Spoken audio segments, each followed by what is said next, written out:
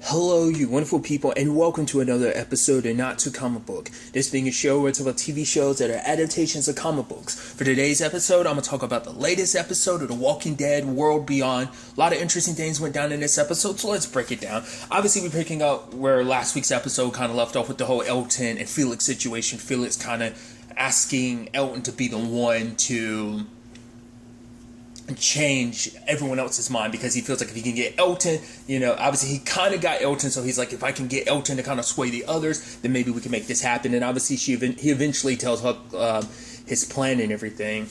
And obviously, and the complicated thing is, I thought, first and foremost, I thought it was kind of interesting because obviously I think what we're hearing over the voiceover, what we're hearing is obviously his mom, either him probably reading his mom's book, but obviously, through her, her voice, hearing it. But basically, it was kind of like, oh, people want, what's the greatest force in existence? And it's like the force of nature, but they're basically trying to say that no matter what nature will always win, that we can try to sway our way out of it, try to be off course of it, and it doesn't work out. Saying that basically it doesn't care about your situation, doesn't care about your feelings. It's just kind of a thing that happens, whether it be even something as on the same level as like extinction is just kind of another process for nature. So I thought that was just an interesting thing, and you also kind of understand why Elton kind of developed a little bit of like the way he kind of is. I think it's actually interesting because his mom and dad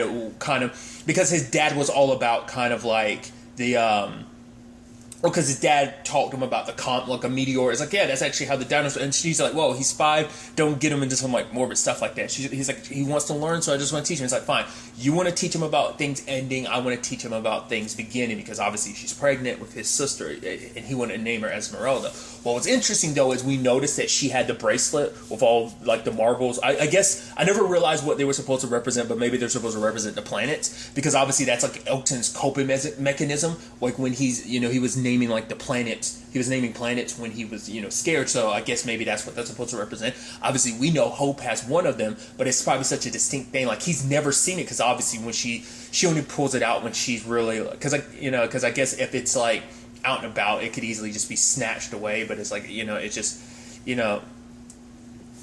whatever the case may be, obviously Elton's never seen it, but I think it's such a distinct thing that if he saw it, he would immediately know it was his mom's. But obviously, but he was playing with it, so it's like he knows what that looks like. It's not like he wouldn't know. He definitely knows what that would look like. So I just thought that was kind of an interesting aspect to it. But the thing is, when Elton and them are walking, he's smiling because he's seeing like Silas and Iris and then Hope and Huck, and I think it hit him. You can see him smiling because I think for him it's like, he probably hasn't really had anyone he's really gotten close to in all that time, and I think it made him feel happy to see because last episode made him kind of look at things from a different perspective, because he was so focused on I think what his mom had said before, where his mom was so focused on nature and stuff like that, and just how it operates and how it just keeps going despite us and everything. I think he was so focused on everything else. Last episode kind of put things more in perspective for him, and I think that perspective continues in this because he's happy, because it's these are people he does care about. And obviously Felix tries to use that to be like, hey, obviously they'll listen to you. He's like, why would they listen to me? Because they care about you much like you care about them. So, because even Felix was like, Elton was like, no, I'm not, I never agreed to it. He's like, yeah, but you never you didn't not agree with it. So it's a situation of well, and as you see throughout the episode, he is slowly but surely trying to be very negative, because obviously eventually they got to get across the Mississippi, so they need a boat, and which immediately in my head, he's not the only one, but when I hear boats, I immediately think of Kenny from the Telltale Walking Dead game. That was kind of gotta get them boats in Savannah, and everything. To be fair, like I said, still haven't caught up with The Walking Dead, Fear the Walking Dead, but it's obviously Strand had that whole boat situation, so obviously it wasn't the same thing, but there were no other boats, but he was the one that was kind of very pessimistic, it's well, we won't find anything. It's but the others are no, we can do this, we can probably, there is a husk of something here, so we can just, make our own, But every time Elton's kind of being a little, like I said, being pessimistic, he's kind of trying to shoot everything down. While also at the same time we're kind of learning more and more about his past and his circumstances. But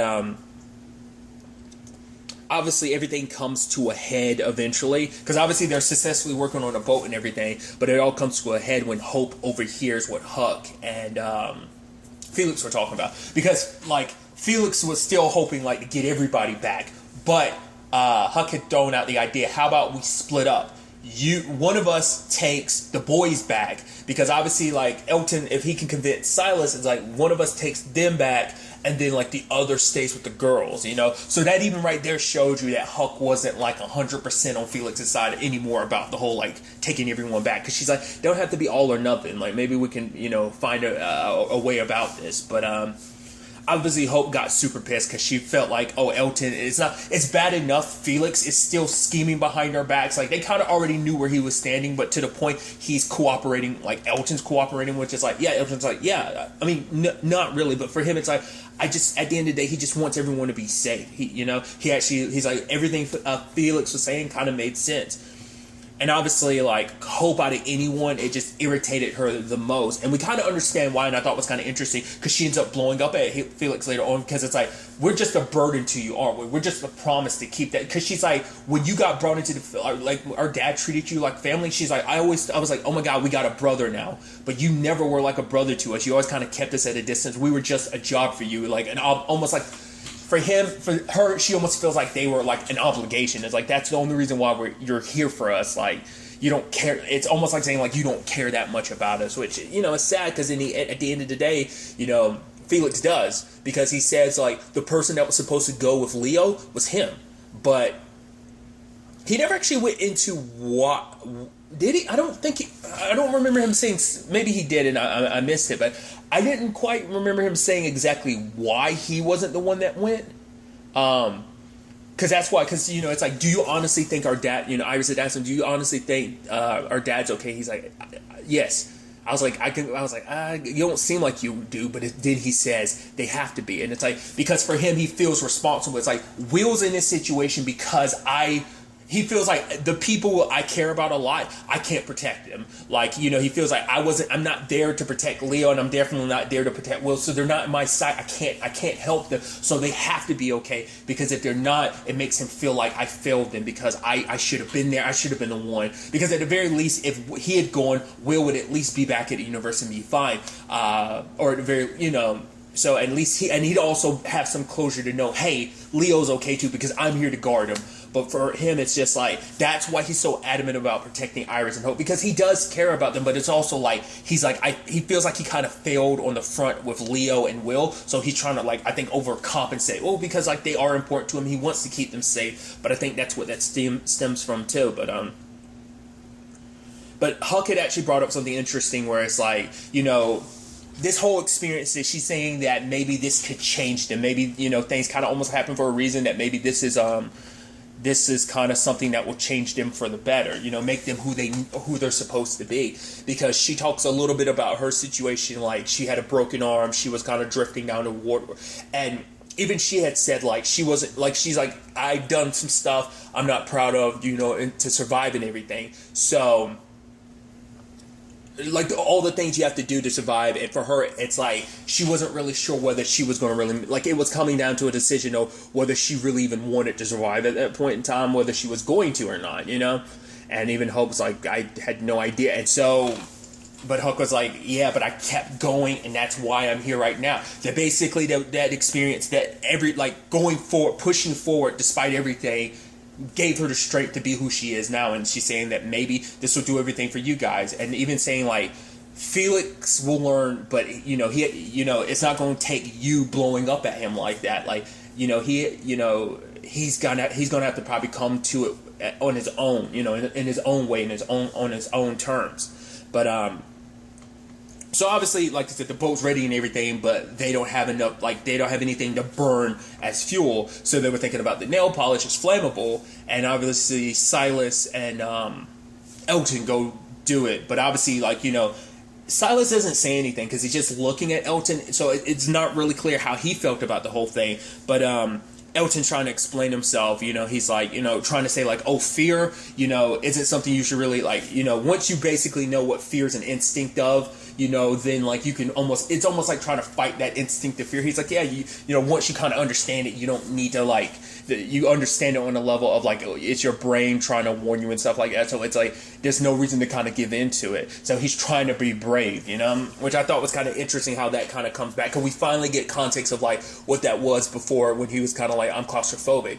What it was is when everything was going down, his dad put him inside of a box and it was like, you stay here. He's like, I'm not afraid, so you don't have to be afraid either. This rock, as long as you hold it. I think it was like, because it was actually not even a rock. It was a horn, I think. It's like, you hold on to this, then you'll, anyone who holds it is safe or something like that. That was just trying to reassure him. And it's like, we're not 100% sure how long Elton was in there. I don't know whether that was him counting. I'm assuming he was in there maybe like a full day, maybe even more. Because at one point we see him taking the horn and kind of like scratching. I think because he was counting down like how long it had been. So he was tallying it up.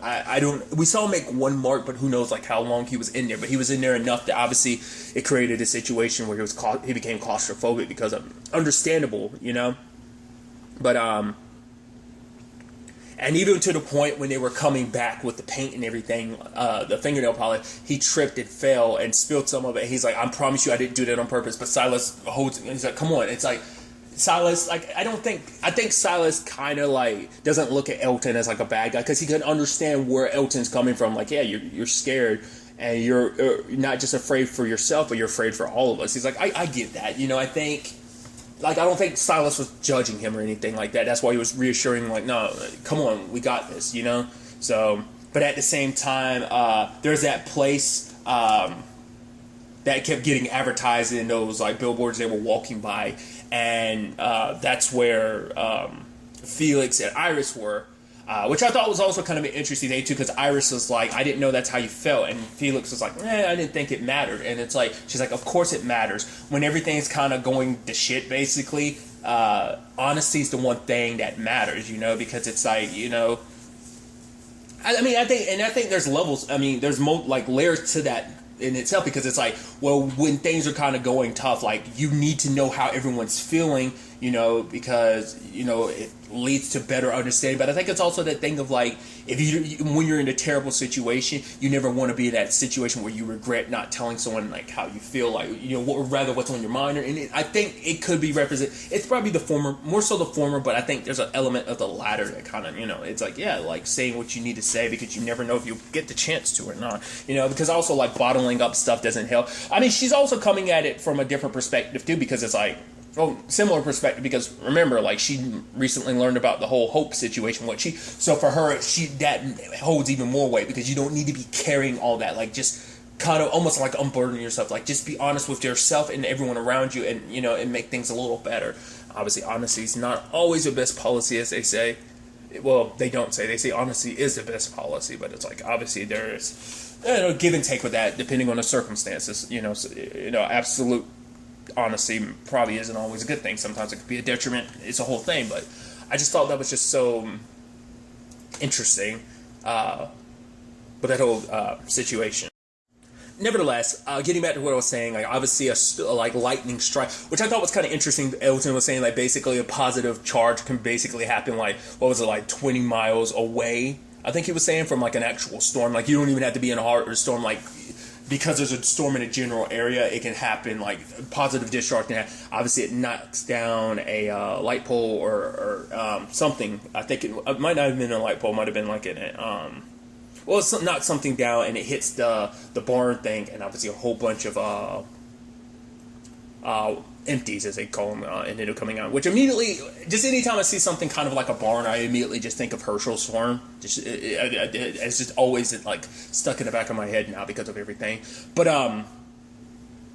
when it's all said and done, though, it turns into a race against time, because it's like, well, the storm's getting closer, and now we got empties on top of it, but we need to get this boat into the water, because if we take shelter from the empties, the incoming storm could drift the boat out, and we end up losing it. So obviously, like, they have to push it into war after they get the fuel and everything. Well, before that, like, Elton had to squeeze in to fix something, and it's like, he was scared to because he's claustrophobic, but at the end of the day, he did it. Luckily, the others came back in time to kind of pull him out, but I think when he was holding on to that, like, obviously, you know, back when he was a kid, he was holding on to that horn, he held on to that screwdriver kind of, you know, to keep himself calm, and luckily he got pulled out. And so they luckily were able to push the boat. Even Hope was saying, like, let's just leave the boat, we got to get to safety. But, you know, Felix was like, come on, we can do this. So, and even later on, Hope's like, I can't believe you did that. Like, this would have been what you wanted, right? You know, to get rid of the boat and everything. And it's like, she's like, I was kind of at that point okay with just leaving the boat just to make sure that we were okay. But obviously Felix was kind of like, there was kind of a no win-win situation. So this was kind of like the better of the options, you know? So, but, kind of telling, you know, taking Iris's advice, he is being a little more honest with Hope. So I thought that was just, you know, and I think it's kind of a little reconciliation, because it turns out, like, Hope was saying, like, before all this, like, she was saying that she wanted to change Felix. She was thinking, like, I didn't just leave those crumbs so you can find us and bring us back. I was kind of hoping that you would come and then you'd come along with us. That was part of her reasoning too, because she was hoping that being out here with them they could change him, you know.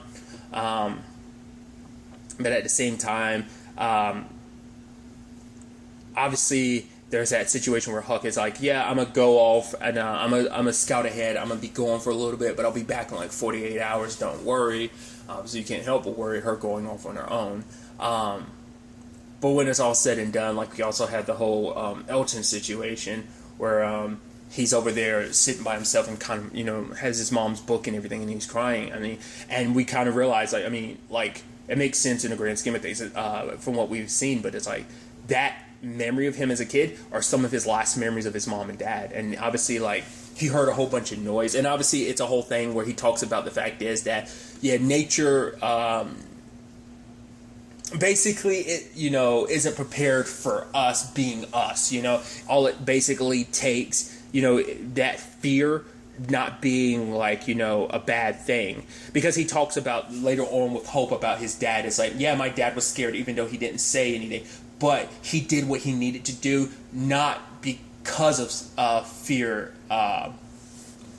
not in spite of fear. In spite of fear, I'm butchering it. Basically, he did it not because he wasn't afraid, but because he was afraid, it made him do it even more. Like, he felt like, I have to do this even more so because I'm afraid, you know? And I thought that was, you know, so interesting. But for him, it was basically like,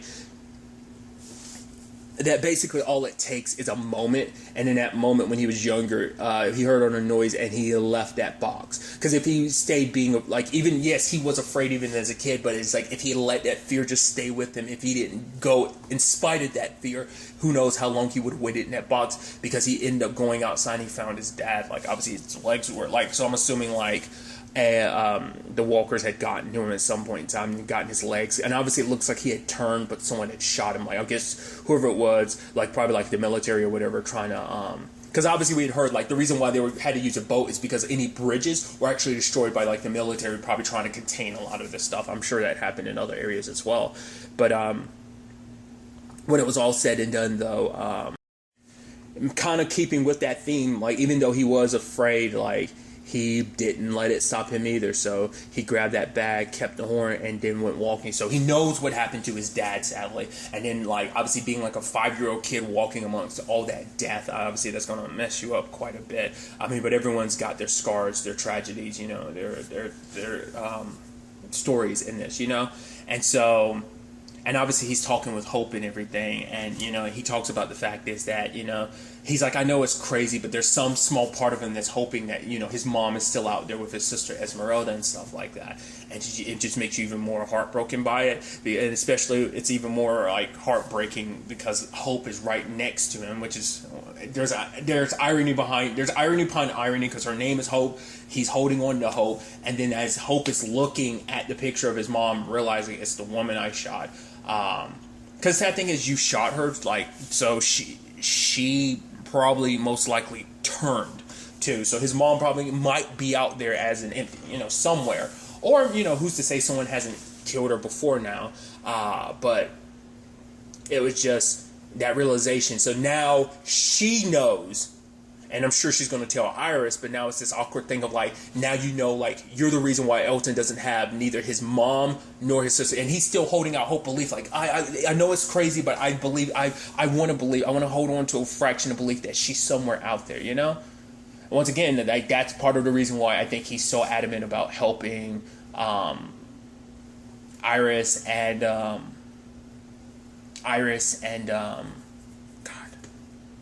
Hope find out about their dad, because it's like, once again, the not knowing is kind of the worst part. And so for him, he's like, that's why he wants to be able to ease their minds, let them be able to find their dad. So it's interesting, he's potentially helping them find their, get rid of their worries, and Hope has the potential to destroy him in the sense of like, they're hitting him with the truth. So that's the whole point of being like, yeah, maybe honesty isn't always the best policy in certain regard. We'll have to, wait and see. But obviously at the very end, we see someone pop up. Who is it? Friend, foe? We'll ultimately have to wait and see. Once again, it's that situation where you're just like, I'm not caught up fully in this universe. I am with The Walking Dead, but not Fear the Walking Dead. So part of me is like, are these going to be winks and nods to other stuff that I'm just not curious about? I'm not caught up and know about, or is it just kind of like, no, this is just something specific to the show and you're just reading too much into it? Could be either or, but I'm interested to see where all this ends up taking us going forward into the next episode. But really, that's all I want to talk about. So the next time we meet, be happy, be safe, live life to the fullest, and enjoy it. Good day and goodbye.